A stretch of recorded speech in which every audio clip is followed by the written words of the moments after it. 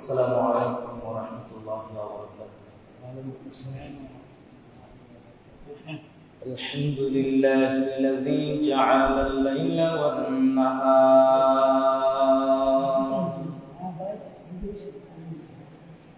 وجعل السماء والأرض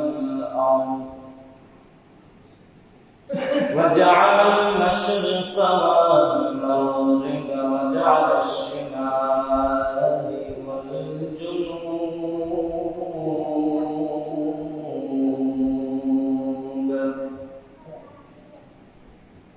الذي أرسله الله تعالى بالحق بشيرا ونذيرا وداعيا إلى الله بإذنه وسراجا منيرا. أما بعد فأعوذ بالله من الشيطان الرجيم.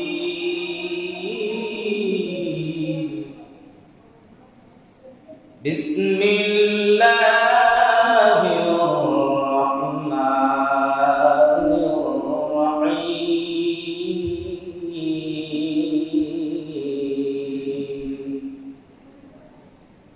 يا أيها الذين آمنوا بالله ورسوله والكتاب الذي نزل على رسوله والكتاب الذي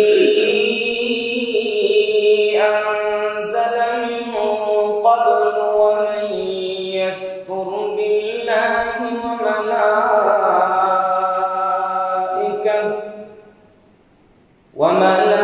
وملائكته وكتبه ورسله واليوم الآخر فقد ضل ضلالا بعيدا. صدق الله مولانا العظيم وصدق رسوله النبي الكريم ونحن على ذلك من الشاهدين والشاكرين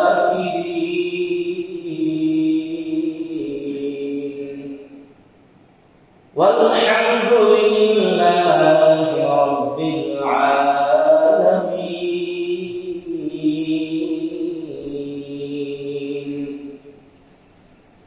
وقال النبي صلى الله عليه وسلم كن في الدنيا كأنك غريب أو عابر سبيل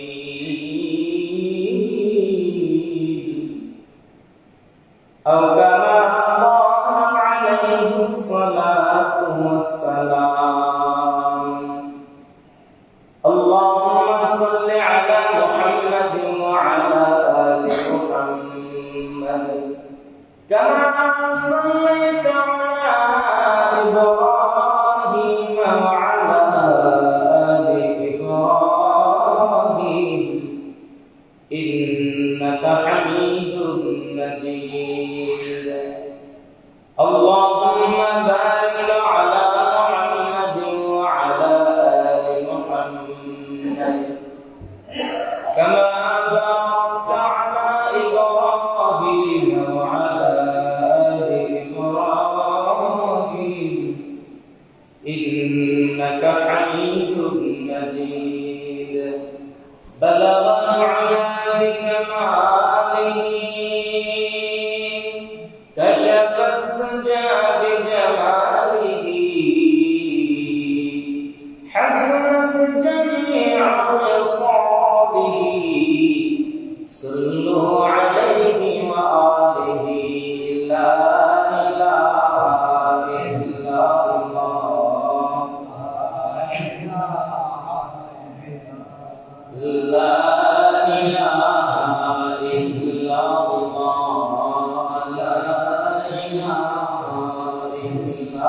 الله أسمى زائل غير الله فأثر قربت غير الله أمن عبد شذوذك الله لا إله إلا الله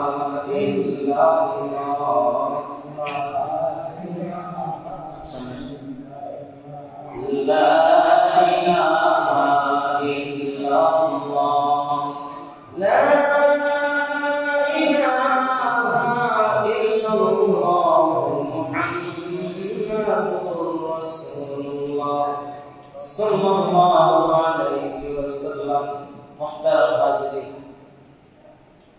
উপস্থিত শ্রদ্ধেয়ভাজন সম্মানিত মুসল্লিয়ান কেরাম মুরব্বিয়ান আযাম কলিজার টুকরা সমাবেশী যুবক ভাইরা মহান আল্লাহ পাকের দরবারে আল্লাহ তাআলার শুকর যে মহান রব্বুল আলামিন আমাদেরকে জুমা নামাজ আদায় করার উদ্দেশ্যে আল্লাহ রাব্বুল আলামিন ওনার ঘরে আসার বসার কিছু কথা বলার শ্রবণ করার তৌফিক দান করেছে সেজন্য রবের দেওয়া সওয়াব থেকে কালিমাত শুকর আদায় করি আলহামদুলিল্লাহ।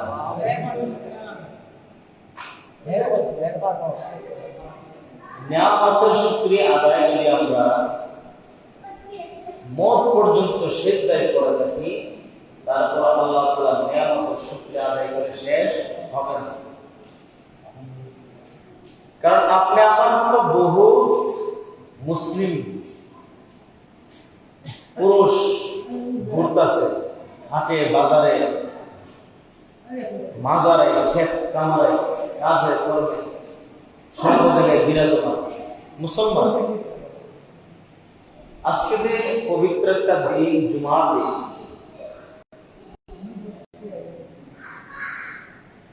বিভিন্ন ফজিলতের হাদিসের মধ্যে বর্ণিত আছে যে গরিব মানুষের জন্য যারা হজ করার তৌফিক নাই, যাকাত দেওয়ার তৌফিক নাই, ফিতরা দেওয়ার তৌফিক নাই, ওই সমস্ত হকদরিদ্র মানুষের জন্য এটা ঈদের দিন। কেমন? কারণ সমস্ত মানুষ, সমস্ত মুসলিম কেরাম একত্রিত ভাবে নামাজ পড়ে সবার সাথে ঈদের নামাজে যেমন আমরা দেখা সাক্ষাৎ হয় সবাই একসাথে, ঠিক তেমনি হবে জুমার নামাজ আমরা সবাই একসাথে নামাজ পড়ি, একসাথে দেখা সাক্ষাৎ হয়, কথাবার্তা হয়। এটা হলো মুমিনের আলামত। এক মুমিন আর এক মুমিনকে দেখে খুশি হয়, আনন্দিত হয়, এটা মুমিনের আলামত। আল্লাহ রাব্বুল আলামিনের দরবারে লাখ লাখ শুকরিয়া যে মহান রব্বুল আলামিন আপনি আমাকে মসজিদ পর্যন্ত আসার তৌফিক দান করেছেন। বহুত মানুষ আমার কাজ করতেছে, ওরা ভাবতেছে যে আমাদের সফলতা শুধু কাজের মধ্যে, কাজ করতে করতে করতে করতে অনেকে কাজরত অবস্থা মারা যায়। এরকম ঘটনা আমাদের ওইদিকে একটা ঘটনা এরকম ঘটছে। আপনার বিগত সমস্ত 3 থেকে 4 বছর হয়ে গেছে। ফজর নামাজ পড়ে একটা সিদ্ধ ডিম খায়া মনে করেন উদল্লায় খেতে গেছে, লাইল কাটবো, লাইলের কাটতে গিয়ে মনে করেন লাইলে শেষ।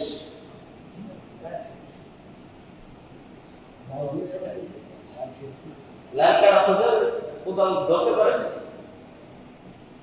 একদিকে দিয়েছে করে মনে করেন শেষ। সবচেয়ে আনন্দের বিষয় হলো ওই 5 ওয়াক্ত নামাজ পড়ে। এই নামাজ পড়া মনে করেন ফজর নামাজটা পড়তে তো কাঁচা হয়, বাকি আল্লাহ তাআলা হয়তো তার মৃত্যু এইভাবে রেখেছে। তবে আমরা দোয়া করবো আল্লাহ তাআলা যেন আমাদেরকে এমন মৃত্যু না দেয়, রাস্তাঘাটে খেতে কামড়ে নদীতে ফেলাইয়া অ্যাক্সিডেন্ট করে এরকম অনাকাঙ্ক্ষিত মৃত্যু। এবং আল্লাহ তাআলার কাছে সবসময় চাইব ইজ্জতের সাথে যেন আল্লাহ তাআলা মৃত্যু দেন, ঈমানের সাথে যেন মৃত্যু দেন। আমরা অনেকে বলে থাকি অনেক সময় যে লোকটা বিস্তার করে মরছে না, মরণটা খুব বালা মরণ হচ্ছে, বিছনাত কইরা না মরছে না দেখলে বাবা মরছে এমন কথা বলা যাবে না। আবার বিছনাত করে গড়ে বললে দেখলাম তো অনেক কষ্ট করে মরছে লোকটা, না জানে কি কোন পাপি আছে, এমন কথা বলা যাবে না। কারণ বহু মুমিন বান্দাকে আল্লাহ তাআলা বিছনাতে শোয়া অনেকদিন রাখার পরে মৃত্যুদান করে, কারণ বান্দার গুনাহ সব মাফ করে আল্লাহ তাআলা। সুবহানাল্লাহ জোরে বলুন। এই জন্য হঠাৎ মৃত্যু থেকে আমরা ফানাসে আল্লাহ যেন আমাদেরকে হঠাৎ মৃত্যু থেকে মুক্তি দান করে। আবার অনেক সময় দেখা যায় যে মানুষের যখন মৃত্যু হয়, আজরাইল আলাইহিস সালাম যখন আসে তো ভয়ঙ্কর রূপ ধারণ করে আসে। দুই হাতে দুই লাঠিটাকে মানুষের সিনার মধ্যে বসে, বসার ভাব ভঙ্গি দেখে মানুষের দেখবেন সাকরাতের সময় চোখ উল্টায় যায়। কারণ ওই রকম মৃত্যু। আর যদি মুমিন হয়ে থাকে, আল্লাহর গোলাম বান্দা হয়ে থাকে, গোলামি করে থাকে, আল্লাহর গোলাম, আমি আল্লাহর গোলাম, আল্লাহর গোলামি করলে একজন গোলাম হয়। কোন এক বড় সাহেবের বাড়িতে যদি মুনি থাকে কেউ, উনি ওনার বাড়ির গোলাম, কথার কথা কর্মী, গোলামি করে যেতে হবে। উনি যেভাবে বলে সেইভাবে মানাটার নাম হলো গোলামি, যেভাবে বলে সেইভাবে করাটার নাম কি? গোলামি। ঠিক তেমনি ভাবে আপনি আমাকে আল্লাহ তাআলা অনেক আদর করে বানাইছেন জাহান্নামে যাওয়ার জন্য, জান্নাতে যাওয়ার জন্য। যদি আমরা আল্লাহ তাআলার গোলামি করে যেতে পারি, আল্লাহ তাআলা নির্দিষ্ট দিন এবং রাসূল সাল্লাল্লাহু আলাইহি ওয়াসাল্লামের তরিকার উপর যদি আমরা চলে যেতে পারি, এটার নাম হবে গোলামি। আর যদি মনে করেন আমি শুধু মুখে বললাম, কাজে প্র্যাকটিক্যালি করলাম না, তাহলে এটা মুনাফিক। দুইটা অপশন দেখবেন, এই আলোচনা আসবে ইনশাআল্লাহ, সিরিয়াল ভাবে পর্যালোচনা হবে। আজকে যে বিষয়বস্তু নিয়েছি,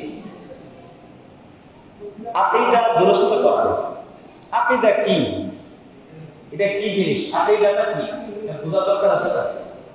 যে হুজুর শুধু আকীদা দুরস্ত করো, আকীদা দুরস্ত করো, আকীদা কি? তো ইসলাম ধর্মটা হলো আল্লাহ তাআলার পক্ষ থেকে মনোনীত ধর্ম। হলো যে প্রমাণ কি? আল্লাহ তাআলা কালামে পাকে ইরশাদ করেন, আল-ইয়াউমা আকমালতু লাকুম দীনাকুম ওয়া আতমামতু আলাইকুম নি'মাতি ওয়া রাদিতু লাকুমুল ইসলাম দীনা। আল্লাহ রাব্বুল আলামিন জানায়া দেয়, বান্দা আমি তোমাদের মধ্যে ইসলাম ধর্মটাকে মনোনীত করেছি, অনেক সুন্দর একটা ধর্ম বানায়া আল্লাহ রাব্বুল আলামিন মুমিন বান্দাদের জন্য দুনিয়ার মধ্যে আল্লাহ রাব্বুল আলামিন ইসলাম ধর্মটা মুসলমানদের জন্য মনোনীত করেছেন। ইসলাম ধর্মকে নিয়ে ব্যাখ্যা করে দুনিয়ার মধ্যে এমন কোন ধর্ম নাই যে ধর্মের ব্যাপারে আল্লাহ রাব্বুল আলামিন বলেছেন মনোনীত করেছি শ্রেষ্ঠ ধর্ম। কিন্তু ইসলাম ধর্মের ব্যাপারে রব্বুল আলামিন কালামে পাকে ইরশাদ করেন, আল-ইয়াউমা আকমালতু লাকুম দীনাকুম ওয়া আতমামতু আলাইকুম নি'মাতি ওয়া রাদিতু লাকুমুল ইসলাম দীনা। হে ইমানদারগণ, তোমাদের জন্য নিয়ামত, ইসলাম ধর্মটা হলো তোমাদের জন্য নিয়ামত। সুতরাং ইসলাম কিনা টাট্টা মশকরি করবা না। উগ্রবাদী হিন্দুরা বলে ইসলাম এটা কি? এটা কি খায় না পরে? এটা কি? আরে বিদুর্মীরা, তোমরা বুঝবে কি?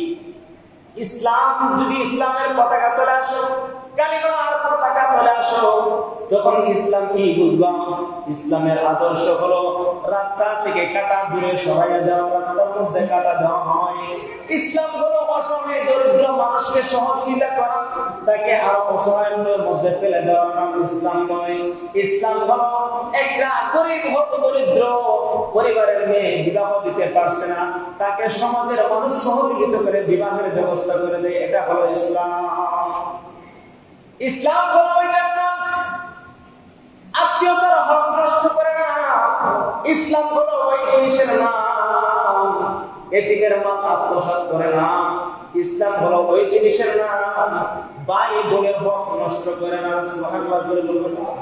হিন্দু ধর্মের মধ্যে নাই, অথচ আল্লাহ রাব্বুল আলামিন কোরআন কারীমের মধ্যে বিধান জারি করে দিয়েছে সূরা নিসার মধ্যে নারী পুরুষ আল্লাহ রাব্বুল আলামিন 3 ভাগের 1 ভাগ পাবে বোন আর ভাইরা পাবে 2 ভাগ। সুবহানাল্লাহ জোরে বলেন। কিন্তু হিন্দুরা তাদের নিজ বানানো আল্লাহর বিধান না মেনে বোনদের অধিকার তারা দিতে চায় না। আর ইসলাম কি বলে? বোনকে 1 অংশ দেওয়া, ভাইয়েরা 2 অংশ রাখে। 3 ভাগের 2 ভাগ হলো ভাইয়ের জন্য আর 1 ভাগ হলো বোনের জন্য। এটার নাম ইসলাম, আকীদা। আল্লাহ রাব্বুল আলামিন বলেন, ইয়া আইয়ুহাল্লাযীনা আমানু আমিনু বিল্লাহি ওয়া রাসূলিহি ওয়াল কিতাব আল্লাযী নাযালা আলাল কিতাবি ওয়া রাসূলিহি। আল্লাহ রাব্বুল আলামিন বলেন, হে ইমানদারগণ, তোমরা ঈমান আনয়ন করো ওই কিতাবের উপর যে কিতাব আমি রাসূলের উপর নাযিল করেছি। আল্লাহ রাব্বুল আলামিন বলে, তোমরা ঈমান আনয়ন করো। ইয়া আইয়ুহাল্লাযীনা আমানু আমিনু, হে ঈমানদারগণ, তোমরা ঈমান আনয়ন করো। এখন প্রশ্ন হয়ে যায়, হুজুর আমরা তো আল্লাহ তাআলা কইছে আমরা ঈমানদার, আমরা আবার ঈমান আনয়ন কি করে? আল্লাহ তাআলা বলেন, আমিনু বিল্লাহি ওয়া রাসূলিহি, ঈমান আনয়ন করো আল্লাহ এবং তার রাসূলের উপর, যে আল্লাহ একজন আছে আর আমাদের শ্রেষ্ঠ নবী শেষ নবীও একজন আছে। এই কথার উপর তোমরা ঈমান আনয়ন করো। আর ঈমান দিয়ে যে আল্লাহ প্রেরণ করেছেন, এই ক্ষেত্রে আল্লাহ রাব্বুল আলামিন ইয়া আইয়ুহাল্লাযীনা আমানু বলে সম্বোধন করেছেন। সুবহানাল্লাহ। এই জন্য আল্লাহ তাআলা বান্দাদেরকে কত আদর করে রাখতেছেন, ইয়া আইয়ুহাল্লাযীনা আমানু বলে সম্বোধন করেছেন। ইয়া আইয়ুহাল্লাযীনা আমানু, হে ঈমানদারগণ, আমিনু বিল্লাহি ওয়া রাসূলিহি, তোমরা ঈমান আনয়ন করো আল্লাহ এবং তার রাসূলের প্রতি। ওয়াল কিতাব, ওই কিতাবের উপর, ওই কিতাব কি? আল্লাযী নাযালা আলা রাসূলিহি ওয়াল কিতাব, আল্লাহ তাআলা যে কিতাব নবী মুহাম্মদুর রাসূলুল্লাহ সাল্লাল্লাহু আলাইহি ওয়াসাল্লামের প্রতি অবতীর্ণ করেছেন। আল্লাযী আনজালা মিন ক্বাবল, এবং তার পূর্ববর্তী নবীগণের উপর যে কিতাব নাযিল করেছেন, সমস্ত নবী রাসূলগণের প্রতি ঈমান আনয়ন করা, এটা আকীদা। যেমন আমরা মক্তবের মধ্যে পড়েছি, আমানতু বিল্লাহি ওয়া মালাইকাতিহি ওয়া কুতুবিহি ওয়া রুসুলিহি ওয়াল ইয়াউমিল আখির ওয়াল কদরি খাইরিহি ওয়া শাররিহি মিনাল্লাহি তাআলা ওয়াল বা'সি বা'দাল মাউত। ঈমান আনয়ন করলাম আমানতু বিল্লাহ, আমি ঈমান আনয়ন করলাম আল্লাহ তাআলার উপর, ওয়া মালাইকাতিহি, আমি ফেরেশতাগণের উপর ঈমান আনলাম, ওয়া কুতুবিহি, আমি আল্লাহ তাআলার কিতাবের উপর ঈমান আনলাম, ওয়া রুসুলিহি, আমি নবী রাসূলগণের প্রতি ঈমান আনলাম, ওয়াল ইয়াউমিল ওয়াল কদরি খাইরিহি, আমি বারমন্দ তকদীরের উপর ঈমান আনলাম, ওয়াল ইয়াউমিল আখির, এবং কিয়ামতের পরে ঈমান আনলাম, কিয়ামতের পরে কোন জীবিত হতে হবে তারপর ঈমান আনলাম। এই 7টা বিষয়ের কোন একটার থেকে যদি কেউ অমান্য করে, সে ঈমান থেকে কি হয়ে যাবে? খারিজ হয়ে যাবে। এবং কথার কথা, যেমন নবী করিম সাল্লাল্লাহু আলাইহি সাল্লামের উপর কিতাব নাযিল হয়েছে সেটা মানে আর কোন নবী রাসূলগণকে মানে না, আল্লাহ তাআলা বলছেন তুমি ঈমান থেকে খারিজ হয়ে যাবে। কারণ আল্লাহ তাআলা নিজে বলছেন, আল্লাযী নাযালা আনজালা মিন ক্বাবল, অর্থাৎ আমি যে পূর্ববর্তী নবী রাসূলগণের উপর ঈমান নাযিল করছি, আল্লাযী আনজালা মিন ক্বাবল, এবং পূর্ববর্তী যে নবী রাসূলগণের প্রতি কিতাব নাযিল করেছি সেগুলোর উপর তোমরা কি করতে হবে? ঈমান আনয়ন করতে হবে। আল্লাহ রাব্বুল আলামিন এইভাবে বর্ণনা করেছেন। এখন যদি আমরা বলি যে না, মুহাম্মদ আবার কে? রাসূল সাল্লাল্লাহু আলাইহি নবীর বিধানকে মানতে হবে, নবীর সুন্নাহকে মানতে হবে। নবী করিম সাল্লাল্লাহু আলাইহি সাল্লাম নামাজ কিভাবে পড়েছেন আমাদেরকে শিক্ষা দিয়েছেন। পুরুষদের জন্য হাদিসের মধ্যে আছে, এক হাদিসের মধ্যে আছে রাসূল সাল্লাল্লাহু আলাইহি সাল্লাম 2 ভাবে হাত বাঁধছেন। হাদিসের মধ্যে 2টা কথা উল্লেখ আছে, যে একটা কথা উল্লেখ আছে রাসূল সাল্লাল্লাহু আলাইহি সাল্লাম বুকে হাত বাঁধছেন, আরেকটা হাদিসের মধ্যে আছে যে রাসূল সাল্লাল্লাহু আলাইহি সাল্লাম নাভির নিচে হাত বাঁধছেন। এটার ব্যাখ্যা হলো নাভির সিনার মধ্যে যে হাত বাঁধছে এটা বেদে দেখাইছে যে আমাদের মা বোনরা কিভাবে নামাজ পড়ে, সুবহানাল্লাহ জোরে বলেন। আর নাভির নিচে হাত বাঁধার ব্যাপার হলো পুরুষের জন্য। বর্তমানে কিছু লামাযহাবী আছে, তারা মাযহাব মানে না, তারা কোরআন সুন্নাহ মানে না, তারা শুধু হাদিস মানে।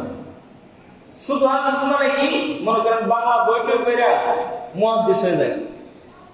ইউনিভার্সিটি কলেজে পড়ে বিভিন্ন দাবিতে দেখা যায় ভার্সিটি ছাত্র তারা নিজে সহিহ হাদিস, সব সহিহ হাদিস, এরা খাইতে গেলে সহিহ হাদিস, বাথরুম গেলে সহিহ হাদিস, হাঁটতে গেলে সহিহ হাদিস, ঘুমাতে গেলে সহিহ হাদিস, মানে এরা মুখটা সহিহ হাদিস করেছে।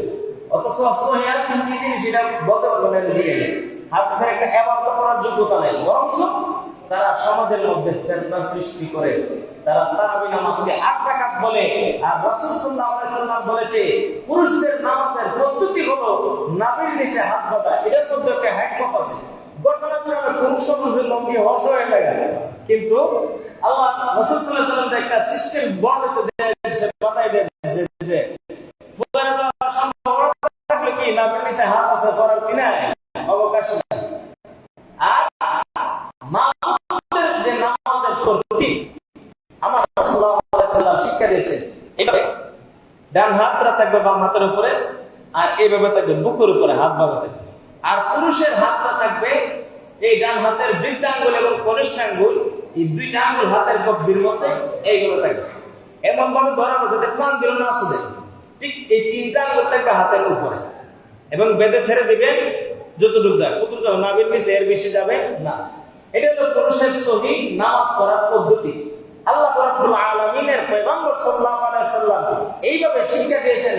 সাহাবায়ে কেরাম রাদিয়াল্লাহু তাআলা আজমাইন এইভাবে শিক্ষা গ্রহণ করেছেন এবং তাবিঈদেরকে শিক্ষা দিয়েছেন। তবে তাবিঈন শিক্ষা দিয়েছেন খুলাফায়ে রাশিদিন, আইম্মায়ে মুজতাহিদিন, ওলি আব্দুল গাউস কুতুব, পীর মাসে যুগ শ্রেষ্ঠ আলেমরা যুগ যুগ ধরে আজ পর্যন্ত আপনি আমার পর্যন্ত এইভাবে তালিমে এবং তারবিয়তের সিস্টেমে দ্বীনের বর্ণিত হাদিসগুলি, আল্লাহর দ্বীনকে, আল্লাহর কোরআনকে, আল্লাহর নবীর শরীয়তকে এইভাবে সমাজের মধ্যে আজকে দিনে আজকে পর্যন্ত পৌঁছে দিয়েছেন। যদি রাসূল করিম সাল্লাল্লাহু আলাইহি সাল্লাম যেইভাবে নামাজ পড়েছেন, সাহাবায়ে কেরাম সেইভাবে নামাজ পড়েছেন, যদি সাহাবায়ে কেরাম সেইভাবে নামাজ না পড়তো তাবিঈরা পাইতো না। তাবিঈরা যদি সেইভাবে নামাজ না পড়তো তবে তাবিঈন পাইতো না। কারণ শিক্ষক হতে হলে উস্তাদ বনতে হবে, উস্তাদ হতে। আর ইমাম যদি ইমামের একটা পদ্ধতি না করে মুসল্লিরও নামাজ হবে না। ঠিক তেমনি ভাবে ইমাম মানতে হবে। এমনি ভাবে ইমাম আযম আবু হানিফা রাহমাতুল্লাহ আলাইহি উনি একজন তাবিঈ ছিলেন। সরাসরি সাহাবায়ে কেরাম রাদিয়াল্লাহু তাআলা আনহু থেকে উনি হাদিস, ইলমে নববী শিক্ষা গ্রহণ করেছেন। উনি কোরআন এবং সুন্নাহ অর্থাৎ কোরআন এবং হাদিস থেকে নির্যাস, কোরআন এবং হাদিসের নির্যাস তারা গবেষণা করে যে মাসআলাগুলি আমাদের জন্য লিখে গেছেন, লিপিবদ্ধ করেছেন, এটাকে বলা হয় ইজতিহাদ। মুস্তাহিদিন, মুসান্নিফিন, তারা আমাদেরকে আমাদের সমাজের জন্য, আমাদেরকে সঠিকভাবে সহজভাবে চলার জন্য মাসআলা তৈরি করে রেখে গেছেন, না হলে আমরা দ্বিধাদ্বন্দ্বের মধ্যে থাকতাম। পরিষ্কার ভাষায় জেনে নেন, যারা শুধু কোরআন মানে তারাও ভ্রান্ত পথভ্রষ্ট, যারা শুধু হাদিস মানে তারা পথভ্রষ্ট ভ্রান্ত। যারা কোরআন এবং সুন্নাহ মানে অর্থাৎ কোরআন শরীফ এবং রাসূল সাল্লাল্লাহু আলাইহি ওয়াসাল্লামের হাদিস মানে উভয়টাকে সামঞ্জস্য মেনে দ্বীনের পথে চলে, তারা হলো প্রকৃত আহলে সুন্নাত ওয়াল জামাত। সুবহানাল্লাহ। কারণ আল্লাহ রাব্বুল আলামিনের পয়গম্বর সাল্লাল্লাহু আলাইহি ওয়াসাল্লাম বলেছেন, তারাকতু ফীকুম আমরাইন লান তাদিল্লু মা তামাসসাকতুম বিহিমা কিতাবাল্লাহি ওয়া সুন্নাতু রাসূলিল্লাহ। সুবহানাল্লাহ। আল্লাহ নবী সাল্লাল্লাহু আলাইহি ওয়াসাল্লাম বলেন, তোমাদের জন্য আমি দুইটা জিনিস রেখে গেলাম, এই দুইটা জিনিস তোমরা সাবধান করতে পারো, তোমাদেরকে কোনো কাফের মুশরিক বেদিনেরা তোমাদেরকে ধ্বংস করতে পারবে না, আল্লাহর দ্বীন থেকে সরাতে পারবে না, তোমাদের ঈমান থেকে সরাতে পারবে না, তোমাদের আকীদা নষ্ট করতে পারবে না, আল্লাহ এবং তার রাসূলের শরীয়ত থেকে সরাতে পারবে না। আর যদি তোমরা কোরআন মানো, হাদিস মানো না, হাদিস মানো, কোরআন মানো না, তাহলে তোমাদেরকে বুঝতে হবে শয়তানের পক্ষে পড়েছে। আল্লাহ নবী সাল্লাল্লাহু আলাইহি ওয়াসাল্লাম আরেক হাদিসে বলেন, لماذا أو محبا أو متقاربا ولم تكن خامسا হয়তো তুমি আলেম হও না হয় আলেমের ছাত্র হও না হয় আলেমকে মহব্বত করো না হয় আলেমের সাথে পরামর্শ নিয়ে চলো সুবহানাল্লাহ জোরে বলেন ওয়ালাম তাকুন খামিসান পঞ্চম নাম্বার হলো না পঞ্চম নাম্বার হলে পথ ভ্রষ্ট ছাড়া কোনো উপায় নাই সৈয়দ রাসূল সাল্লাল্লাহু আলাইহি ওয়াসাল্লাম হাদিস কোন হক্কানি উলামায়ে কেরাম বানায়া কথা বলার সুযোগ নাই কারণ এই জিহ্বাটা কেটে ফেলবে হাসরের ময়দানে কোরআন সুন্নাহর মধ্যে আমরা যতটুকু আমরা অনুধাবন করেছি যাকে আল্লাহ তাআলা যতটুকু ইলম দান করেছে সে অতটুকু ইলমে তা মানুষের কাছে সাধারণ মানুষের কাছে পৌঁছে দেওয়ার চেষ্টা করে এটা হলো প্রকৃত উলামায়ে কেরামের দাবি এবং দায়িত্ব কারণ উলামায়ে কেরাম জেনে যা জুলুম নির্যাতন করে সহ্য করে কেন কোন দরকার আছে বিবি বাচ্চা বউ বাচ্চা হারায়া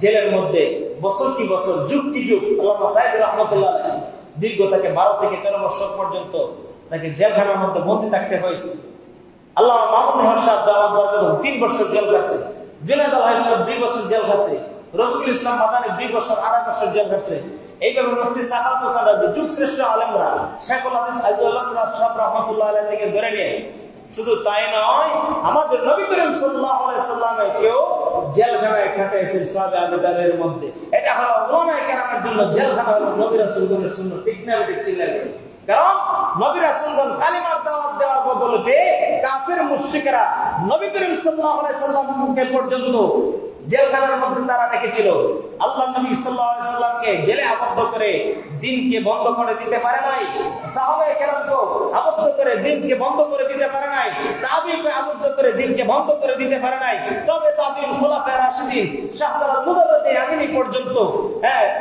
তারপরে গেসুদানাত রাহমাতুল্লাহ আলাইহি আমরা যারা কেল্লা শরীফ বলেছিনি ওনার নাম থেকে বলতে পারবে না অথচ নকলে কেল্লা পড়ার গান গাইতে গাইতে গিয়ে সিজদা দেয় মাজার এর চেয়ে বড় কমাক্কল মানুষ দুনিয়াতে আছে যে আল্লাহ বানাইছে ওই আল্লাহকে সিজদা দেয় এটা আকীদা আর উনি কেন কেল্লা দিছে ওনার ইতিহাস জানো তারা দ্বীনের জন্য কল্লা দিছে আল্লাহর কোরআনের জন্য কল্লা দিছে দ্বীনের জন্য কল্লা দিছে এই বুর্গবিন্দ নর্তকে সাজিয়ে উলঙ্গ মহিলাদেরকে সাজিয়ে এই আল্লাহর ওলিদের সামনে দিয়ে দিছে যেন তারা এই নর্তকীদের সামনে উলঙ্গ নারীদের সৌন্দর্য দেখে প্রলোভনে পড়ে যায় আর দিনের কথা না বলে তখন এই গেসুদানাত রাহমাতুল্লাহ আলাইহি সঙ্গে সঙ্গে তার দেখো থেকে কল্লাটা আলাদা করে দিয়ে দিলেন সুবহানাল্লাহ জোরে বলবো এই সমস্ত ওলি বুজুর্গরা দ্বীনের জন্য কত মেহনত করেছে আকীদার জন্য কত মেহনত করেছে আল্লাহর কোরআনের জন্য কি বিসর্জন দিয়েছে এই 360 আউলিয়া এই মেহনতের বদলতে তারা যদি এই দেশে কোরআনের জন্য মেহনত না করতো আমাদের পর্যন্ত ইসলাম পাইলাম আমরা এই জন্য ইসলামকে অনুধাবন করতে হবে আলেমদের পরামর্শ নিয়ে চলতে হবে কিভাবে চলবে একদম জীবনের সংসারের দিকে নিয়ে যে কোনো পরামর্শ আপনি একজন আলেমের শরণাপন্ন হবেন দেখবেন আপনাকে সুন্দর পরামর্শ দিবে এই সুন্দর পরামর্শ অন্য জায়গায় পাবেন না কারণ নবী রাসূলগণের কাছে সাহাবায়ে কেরামকে হাঁটু মেরে বসে থাকে ঠিক এমনি ভাবে আমাদের সমাজের মধ্যে এমন মানুষ আছে যারা আলেমদের কাছে আল্লাহ ওয়ালাদের কাছে বায়াত হয় পরামর্শ নেয় তাসবিহ তাহলিল নিয়ে দ্বীনের পথে চলার চেষ্টা করে আল্লাহ রাব্বুল আলামিন এইভাবে দ্বীনকে প্রতিষ্ঠিত করেছেন আল্লাহ রাব্বুল আলামিন এই জন্য বলেছেন ইয়া আইয়ুহাল্লাযীনা আমানু হে ঈমানদারগণ ঈমান আনয়ন করো আমিনু বিল্লাহি ওয়া রাসূলিহি ওয়াল কিতাব আল্লাহ প্রতি ঈমান আনয়ন করো এবং নবী করিম সাল্লাল্লাহু আলাইহি ওয়াসাল্লামের প্রতি ঈমান আনয়ন করো নবী করিম সাল্লাল্লাহু আলাইহি ওয়াসাল্লামের প্রতি যে কিতাব নাযিল হয়েছে কোরআন সেটার প্রতি ঈমান আনয়ন করো ওনার পূর্বে যে সমস্ত নবী রাসূলগণের প্রতি কিতাব এবং আসমানী সহিহগুলি অবতীর্ণ করেছেন তারপরে ঈমান আনয়ন করো বিশ্বাস করো নবী রাসূলগণ আল্লাহ প্রেরণ করেছেন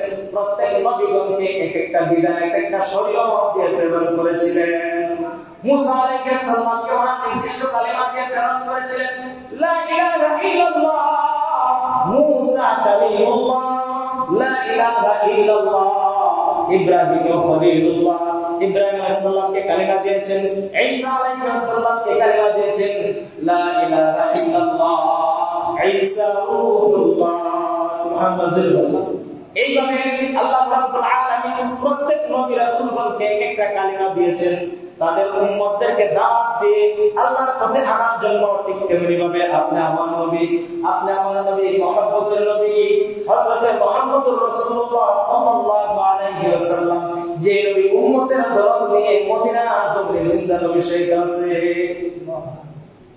মুহাম্মদুর রাসূলুল্লাহ সাল্লাল্লাহু আলাইহি ওয়াসাল্লাম কে আল্লাহ রাব্বুল আলামিন চাইলেন হে রাসূল আপনি যদি আরশে আযিমে চলে যেতে চান আপনাকে আমি আরশে আযিমে নিয়ে যাব, আর যদি দুনিয়ার জমিনে থাকতে চান আমি সেখানে রেখে যাব। আল্লাহ নবী সাল্লাল্লাহু আলাইহি ওয়াসাল্লাম কান্না আমার চোখ দিয়ে ঝরঝর করে পানি পড়তেছে, নবীজি কাঁদতেছে আমার উম্মতের কি অবস্থা হবে। আল্লাহ রাব্বুল আলামিন বলেন হে রাসূল আপনার উম্মতের চিন্তা করতে হবে না, আপনার উম্মতের দায়িত্ব স্বয়ং আমি আল্লাহ নিয়ে নিলাম। নবী সাল্লাল্লাহু আলাইহি ওয়াসাল্লামকে এই জন্য আল্লাহ রাব্বুল আলামিন দুনিয়ার জমিনে মদিনার পবিত্র জমিনের মধ্যে সশরীরে জিন্দা নবী শেখ রওজা শরীফে দিকে সালাম দেন আসসালাতু ওয়াসসালামু আলাইকা ইয়া রাসূলুল্লাহ, আসসালাতু ওয়াসসালামু আলাইকা ইয়া হাবিবাল্লাহ, আসসালাতু ওয়াসসালামু আলাইকা ইয়া রাহমাতাল লিল আলামিন, আসসালাতু ওয়াসসালামু আলাইকা ইয়া খাতামান নবীয়্যিন। রওজার পাশে গিয়ে যদি দাঁড়ায় সালাম দেন তারপরে নবীজি স্বয়ং নিজ কানে শুনে এবং জবাব দেয় সুবহানাল্লাহ। একমাত্র উম্মতের জন্য উম্মতের প্রতি খেয়াল করে আখিরি নবী আখিরি উম্মত শ্রেষ্ঠ নবী শ্রেষ্ঠ উম্মতের প্রতি দরদ দিয়ে আল্লাহ রাব্বুল আলামিন তার হাবিবকে দুনিয়ার জমিনে মদিনার জমিনে শহীদ রেখেছেন জিন্দা নবী হায়াতুন নবী সশরীরে রওজা শরীফে জীবিত। এটা হলো আকীদা, এটা হলো ঈমান। আহলে সুন্নাত ওয়াল জামাতের আকীদা হলো এটাই। কেউ যদি বলে নবী মরে গেছে পচে গেছে তার ঈমান থাকবে না। নবী রাসূলগণের লাশ পচে না মরে না গলে না। কারামাতু আউলিয়া হাক্কুন, জান্নাতু হাক্কুন ওয়া নারু হাক্কুন। জান্নাত সত্য আর জাহান্নাম সত্য, কারামাতু আউলিয়া সত্য। ঠিক না বেটি?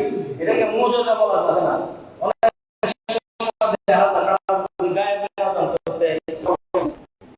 এটা গায়েব না। আউলিয়াদের ক্ষেত্রে কাশফ এবং কারামত, ওলিদের ক্ষেত্রে কাশফ এবং কারামত, আর নবীদের ক্ষেত্রে এটাকে কি বলা হয়? মুজিজা বলা হয়। ক্ষেত্রে বিশেষ আপনাকে সম্মান দিতে হবে। আল্লাহর উপরে যদি নবীর মর্যাদা বাড়ায় তাহলে তো শিরক হয়ে যাবে। এজন্য শিরক করা যাবে না।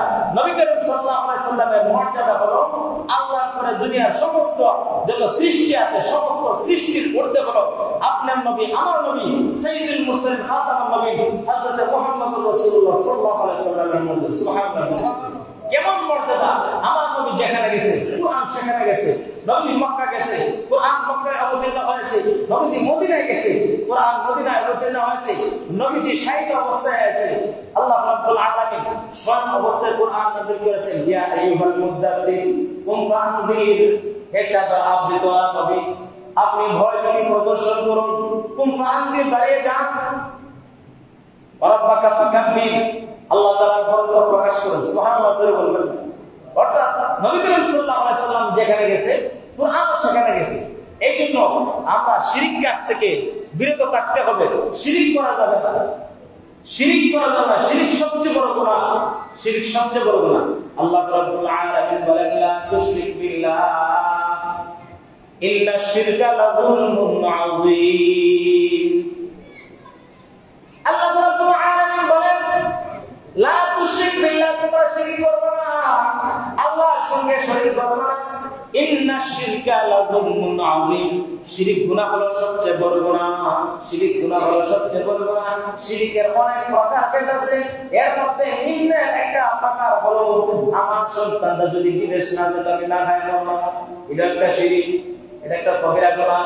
এভাবে বলতে পারেন আল্লাহ যদি আমার ছেলের উসিলা আমাকে এইভাবে চলার ব্যবস্থা না করতো, চলতে কষ্ট হইতো, কিন্তু একবার না খাওয়ালে মানে যে কোনো সন্তান না তাকে আল্লাহ খাওয়াতেছে, তাকে লালন পালন করতেছে।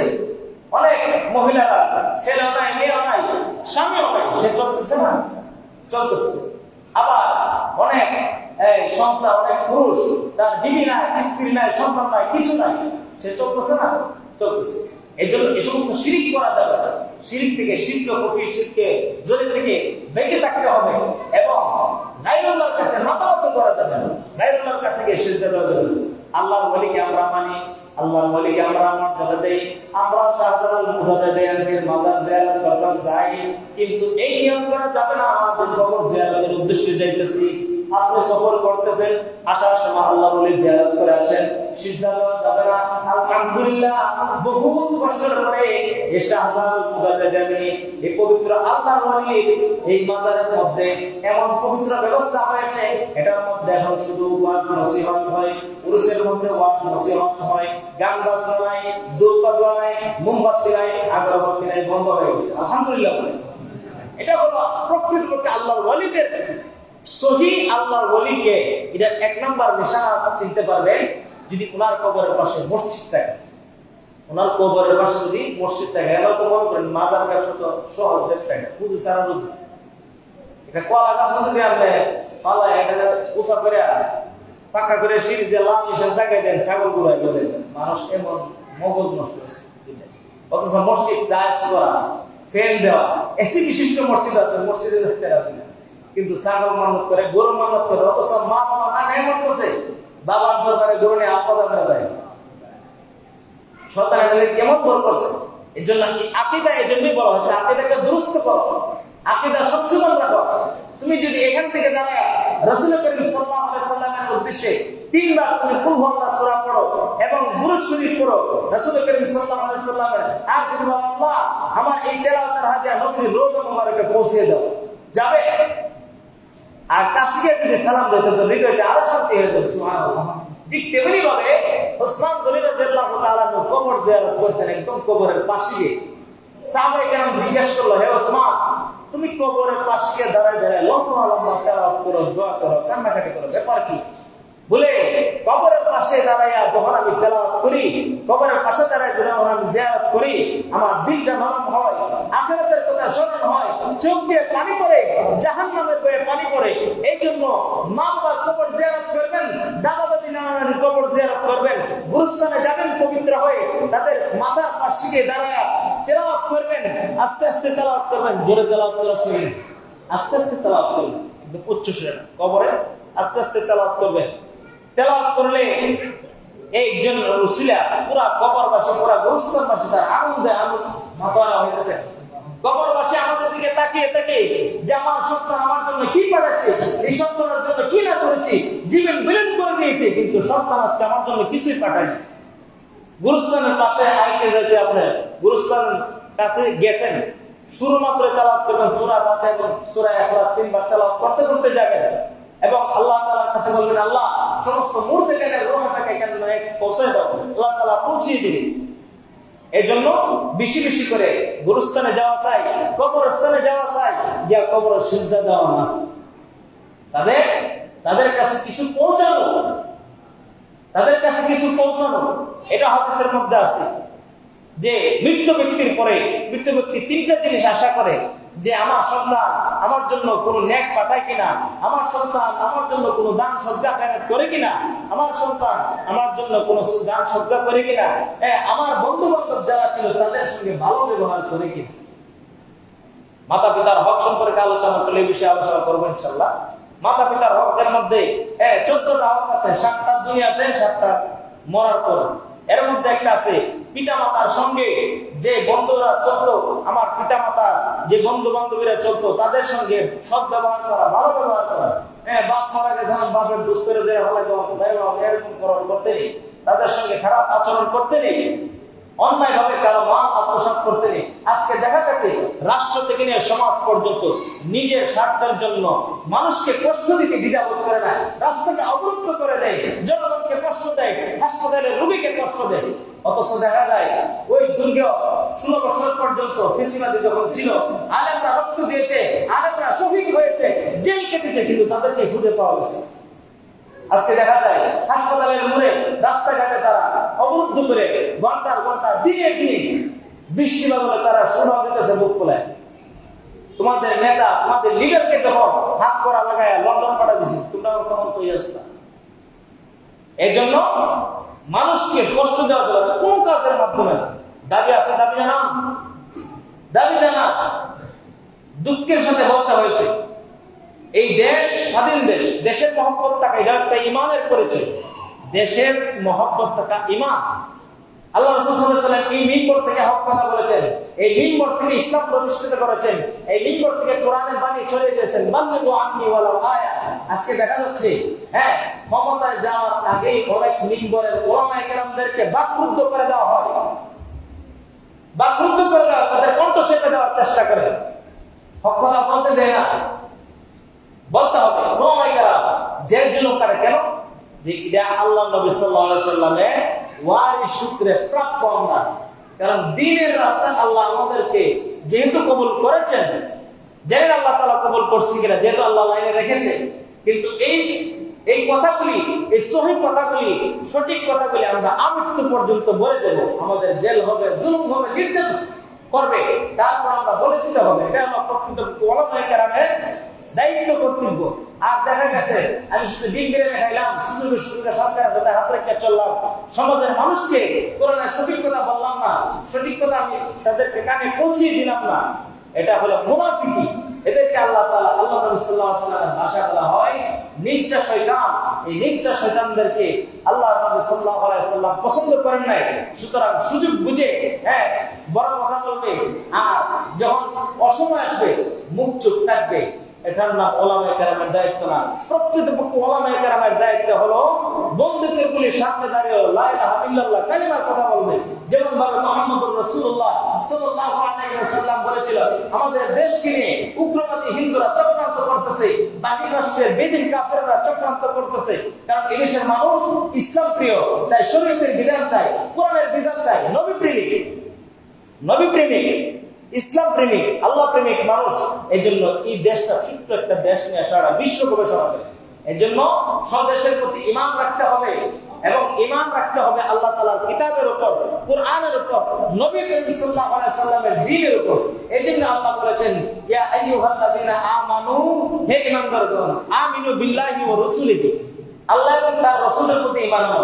রাসূলের প্রতি ঈমান আনয়ন করা কি শুধু নবী করিম সাল্লাল্লাহু আলাইহি সাল্লামের সামনে গজল গাওয়া, তারানা গাওয়া না। রাসূল করিম সাল্লাল্লাহু আলাইহি সাল্লামের দ্বীন, প্রেরিত দ্বীন, আনিত দ্বীনকে সঠিকভাবে পালন করা। এই পালন করতে গিয়ে যদি আমার রক্তাক্ত হতে হয়, জীবন দিতে হয়, নবীর ইজ্জত রক্ষার্থে জীবন দিতে হয়েছে, ঠিক না বেঠিক? ইনশাআল্লাহ। এই জন্য এই ঈমান লালন করতে হবে। রাসূল করিম সাল্লাল্লাহু আলাইহি সাল্লাম বলছেন, ততক্ষণ পর্যন্ত একটা মুমিন পরিপূর্ণ মুমিন হতে পারবে না যতক্ষণ পর্যন্ত তার ভিতরে তার নিজের থেকে, তার স্ত্রী পুত্র থেকে, তার সন্তানাদি থেকে নবীর মহব্বত বেশি না থাকে। অথচ দেখা যায় যে নবী করিম সাল্লাল্লাহু আলাইহি সাল্লামের ইজ্জত নিয়ে আমাদের বাংলাদেশের মধ্যে কিছু লোক সেকুলারিজম, যারা কোরআনের আইনকে মানে না, নবীর আইনকে মানে না, যারা ইহুদি খ্রিস্টানদের বানোয়াট কিছু মানে, এরা নবীজিকে ব্যঙ্গচিত্র করে টাট্টা মস্কারি করতে দ্বিধাবোধ করে না। তাদের বিধান হলো মান সাত্তানা বিয়ান ফাকুতুলু। নবী করিম সাল্লাল্লাহু আলাইহি সাল্লাম বলেছেন, আমার সম্পর্কে, আমার দ্বীন সম্পর্কে, আমার সম্পর্কে যদি কেউ টাট্টা বিদ্রুপ করে, তার দেহ থেকে গর্দান আলাদা করে দেওয়া, এটা নবীর বিধান। অথচ দেখা যায় এটার প্রতিবাদ যদি কেউ করে, তার জেলখানায় নিয়ে যায়, আর হেরের জেলখানাতে জমায়েত করে। এই হলো আমাদের অবস্থা। কিন্তু এর অবস্থার প্রেক্ষিতেও আমরা এই দিন কিনে চলতে হবে, সঠিক দিনকে আমরা লালন করতে হবে, ঈমান আকীদাকে দুরুস্ত করতে হবে। শিরিক করা যাবে না, শিরিক করা যাবে না, গায়রুল্লাহর কাছে মাথা নত করা যাবে না। আপনি মাজার জিয়ারত করেন, একবার সূরা ফাতিহা পড়েন, তিনবার সূরা ইখলাস পড়েন, আল্লাহর ওলির দরবারে, আল্লাহর ওলির এই রূহে পাকের মধ্যে আল্লাহ রাব্বুল আলামিনকে তেলাওয়াতের সওয়াব পাঠায় দিবেন। আর যদি আপনি সিজদা করেন মাজারের মধ্যে, অনেকে মাজারের মধ্যে নামাজ পড়তে যায়, নামাজ পড়া যাবে তো মাজারে না, নামাজ পড়া যাবে মসজিদে। এই জন্য আকীদাগুলি দুরুস্ত করতে হবে। বলে হুজুর মাজার আর মসজিদ আছে, দেখবেন কবর একসাথে, আবার মাজার আছে, কবর এবং নামাজের জায়গা একসাথে। নামাজের জায়গা তো কবরের দ্বারা না, তুমি মসজিদে নামাজ পড়ো, আলাদা মসজিদ আছে, আমাদের আছে। এই জন্য এটা আকীদা বলে, আকীদা দুরুস্ত করতে হবে। দুধে আর সেনা মিক্সিতে করলে, এক ফুট আছে না যদি এক বালতি দুধের মধ্যে পড়ে, এটা দুধ থাকতো না, সেনা হয়ে যাবে। ঠিক ইবাদতরা, আল্লাহ তাআলার গোলামিটা এরকম। আপনি ওই শিরকও করবেন, আবার আল্লাহ তাআলার বন্দেগী করবেন, দুইটা জিনিস একসাথে হতে পারে। ইবাদত করতে হবে। অনেকে দেখবেন যে ফজর নামাজ পড়ছে না, সারাদিন নামাজ করে না, আজকে তো ফজর পড়ছি না, কালকে তো বরং নজর দাওয়াত দিতে গেছে ইমাম সাহেব, কালকে থেকে বরং নেই, কালকে যে সময় পাবো এটার কোনো গ্যারান্টি নাই। এই জন্য বাকি 4 ওয়াক্ত, এই 4 ওয়াক্তের সওয়াব আল্লাহর কাছে পাওয়া যাবে, বাকি 4 ওয়াক্ত পাওয়া যাবে। নামাজের কথা বললে যে হুজুর শরীর ভালো ঠিক না, ফ্যানটা ভালো, যারা ফ্যান বলে না এরা দেশ ভালো করবে কেন? যারা ফ্যান বানাতে না এরা দেশ ভালো করতে পারবে। এই জন্য আগে ইমাম করতে হবে, আর নামাজি হোক, আপনি রাজনীতিবিদ কোনো আপত্তি নাই, নামাজি হোক, আগে ইমাম, ইসলাম আগে, আমি মুসলিম, আমি ইমাম, এটা আগে। বিএনপি আমলি কি করে ঠিক নেই, অথচ দেখা গেছে আমাদের বাংলাদেশের অবস্থা বিএনপি আমলি আগে ইসলাম এসে করে। কথাটা কি মিথ্যা বলছি? এটা বাস্তবতা। আগে দোয়া পরে হয়েছে ইসলাম, এই হলো বর্তমানের অবস্থা। কিন্তু আল্লাহ নবী সাল্লাল্লাহু আলাইহি ওয়াসাল্লাম বলছে আগে ইসলাম, আগে মুসলিম, তারপরে তুমি দল করো। আপত্তি নাই, আমলি যারা করে এরা মুসলমান, বিএনপি যারা করে এরা মুসলমান, মুসলমান আছে না বিএনপির মধ্যে?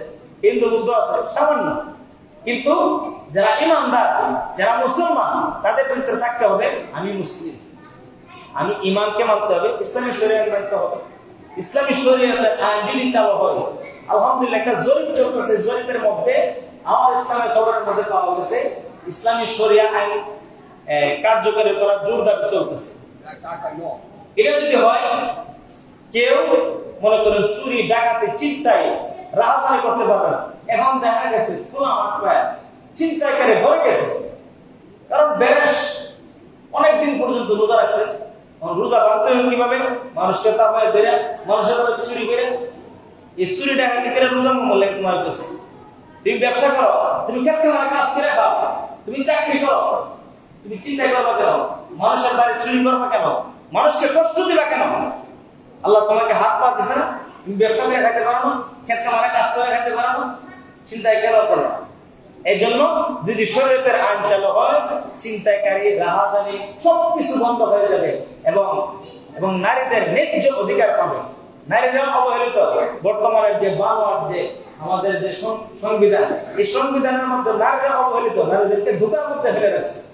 এই জন্য আমরা দোয়া করব আল্লাহ আকীদা দুরুস্ত করে যেন আমরা চলতে পারি, নবী করিম সাল্লাল্লাহু আলাইহি ওয়াসাল্লামের তরিকা অনুযায়ী চলতে পারি, এবং দোয়া করব দেশের জন্য যে আল্লাহ আমাদের দেশটাকে ইসলামের জন্য কবুল করেন, আমাদের দেশটাকে বাহিরের মানুষের নজর থেকে হেফাজত করেন। এই জন্য দেশের জন্য দোয়া করব, দেশের প্রতি ঈমান রাখাটা ঈমানের একটা অংশ। আল্লাহ রাব্বুল আলামিন আমাদেরকে আমল করার তৌফিক দান করুন। ওয়া মা আলাইনা ইল্লাল বালাগ। যারা সুন্নাত পড়েন না, যারা কাবলা জমা আদায় করেন।